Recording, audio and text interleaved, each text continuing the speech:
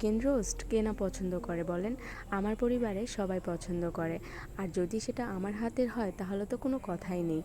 Hello everyone, আসসালামু আলাইকুম। কেমন আছেন সবাই? আশা করি অনেক ভালো আছেন। আলহামদুলিল্লাহ আমি অনেক ভালো আছি। আজকে আপনাদের মাঝে নিয়ে এসেছি চিকেন রোস্ট কিভাবে তৈরি করা যায়।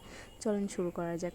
প্রথমে আমি একটা বাটিতে 2 প্যাকেট গুঁড়ো দুধ নিয়ে নিয়েছি। আপনারা চাইলে এখানে লিকুইড দুধও ইউজ করতে পারবেন। এখানে আমি 2 প্যাকেট গুঁড়ো দুধ নিয়েছি। এরপর দিয়ে দিচ্ছি রোস্টের মশলা। আপনারা চাইলে রোস্টের মশলা নাও ইউজ করতে পারবেন। যারা পছন্দ করেন না তারা করবেন না, আর যারা পছন্দ করেন তারা অবশ্যই রোস্টের মশলা ইউজ করবেন, কারণ এই রোস্টের মশলার মধ্যে অনেক কিছুই আছে। এরপর দিয়ে দিচ্ছি একটা লেবুর রস দিলে কি হয় যে ঘ্রাণটা ভালো বের হয়। হ্যাঁ, অনেকেই চিকেনটা মানে লেবু দিয়ে মেখে রাখেন, বাট আমি চিকেনটা লেবু দিয়ে মাখবো না, লেবুটা এর ভিতর দিয়ে দিব।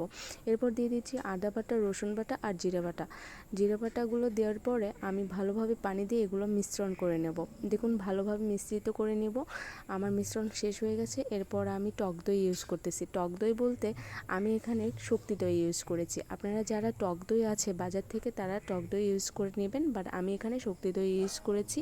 আপনারা টক দই যদি কারো কাছে না থাকে তাহলে মিষ্টি দইও ইউজ করতে পারবেন, তবে মিষ্টি দইয়ের পরিমাণটা একটু কম দিয়ে নেবেন। এখানে আমি 2টো টক দই ইউজ করে নিয়েছি। দেখুন ডোটা কত সুন্দর হয়ে গেছে। এরপর আমি ডোটা তৈরি করার পর চলে যাব বাটনা বাটতে। হ্যাঁ, অবশ্যই বাটনা বাটতে যাব। আমি এখানে কাজু বাদাম নিয়েছি, আমি কাজু বাদামগুলো বেটে নিলাম। এরপর কড়াইয়ে আমি পরিমাণ তেল দিয়ে ভালোভাবে চিকেনগুলো ভেজে নেব। একদম চিকেনগুলো লাল লাল করে ভেজে নেব।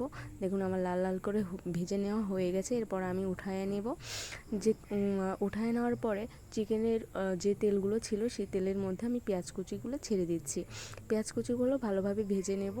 পেঁয়াজ কুচিগুলো ভালোভাবে ভেজে নেওয়ার পরে এখানে আমি সাদা এলাচ, কালো এলাচ আর দারচিনি ইউজ করেছি। আপনারা চাইলেও অন্য মশলাও ইউজ করতে পারবেন, তবে এখানে আমি এই কটাই মশলাই ইউজ করেছি, যেহেতু আমি মশলা বেশি পছন্দ করি না। এরপর আমি কাঁচামরিচ দিয়ে দিলাম।